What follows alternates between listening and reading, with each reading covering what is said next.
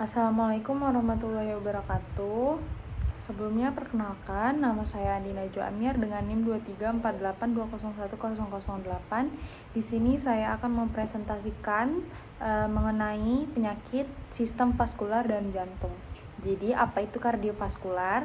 Sistem kardiovaskular adalah kumpulan organ yang bekerja sama untuk melakukan fungsi transportasi dalam tubuh manusia. Sistem kardiovaskular ini memiliki fungsi utama untuk mentransportasikan darah dan zat-zat yang dikandungnya ke seluruh bagian tubuh. Selanjutnya, sistem kardiovaskular itu ada apa aja? Yang pertama ada jantung yang bekerja sebagai pompa untuk menggerakkan darah ke seluruh tubuh. Jantung ini memiliki 4 ruang. Yang pertama ada 2 atrium di ruang atas dan 2 ventrikel di ruang bawah. Selanjutnya ada pembuluh darah. Pembuluh darah ini adalah tabung atau saluran yang membawa darah ke seluruh tubuh kita. Ada 3 jenis pembuluh darah. Yang pertama ada vena, kedua ada arteri, dan juga yang terakhir ada kapiler. Nah, masing-masing berbeda dalam ukuran dan strukturnya. Lalu penyakit pada sistem kardiovaskular. Penyakit kardiovaskular atau PKV ini merupakan sekumpulan gangguan atau penyakit yang disebabkan adanya gangguan pada organ jantung dan pembuluh darah. Penyakit kardiovaskular ini termasuk jenis penyakit yang tidak menular atau PTM. Jadi di sini ada beberapa penyakit pada sistem kardiovaskular. Yang pertama ada hipertensi, kedua ada jantung koroner, yang ketiga ada stroke, dan yang keempat ada atrial fibrilasi. Nah, yang pertama ada hipertensi. Hipertensi itu apa sih? Hipertensi merupakan sindroma akibat terganggunya regulasi vaskular karena tidak berfungsinya mekanisme kontrol tekanan arteri melalui sistem saraf pusat, sistem renin-angiotensin dan aldosteron, volume cairan ekstraseluler. Nah, penyebab dari penyakit hipertensi ini sebenarnya tidak spesifik, namun ada beberapa penyebab yang mampu mempengaruhi terjadinya hipertensi, yaitu merokok, kurang berolahraga, jenis kelamin, asupan garam tinggi, obesitas, alkohol, kafein, usia, pola hidup, pola makan dan minum, dan faktor genetik. Nah, gejala hipertensi ini yang pertama adalah sakit kepala disertai mual dan muntah akibat meningkatnya tekanan darah intrakranium.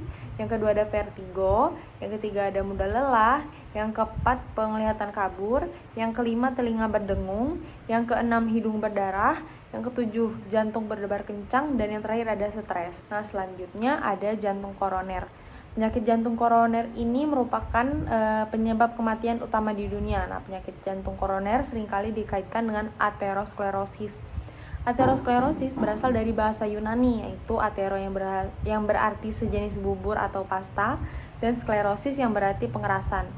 Nah, aterosklerosis ini digambarkan sebagai penumpukan bahan lemak dan kolesterol yang berkonsistensi lunak dan atau kalsium yang mengeras di sepanjang dinding arteri.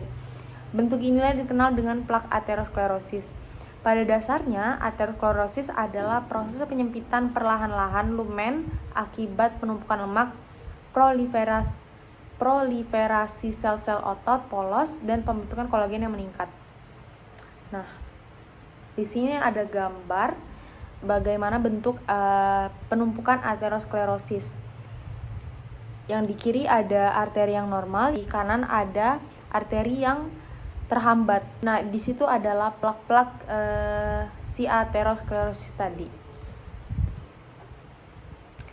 Nah, faktor risiko dan gejala jantung koroner adalah hipertensi, gangguan mental emosional, diabetes mellitus, stroke, usia lebih dari 40 tahun, kebiasaan merokok, perempuan. Nah, faktor risiko dominan penyakit jantung di koroner di Indonesia adalah hipertensi. Jadi hipertensi ini adalah faktor risiko dominan penyakit jantung koroner di Indonesia, gangguan mental emosional, dan diabetes mellitus. Gejala klinisnya yang pertama ada sesak nafas, mulai dengan napas yang terasa pendek sewaktu melakukan aktivitas yang cukup berat yang biasanya tak menimbulkan keluhan.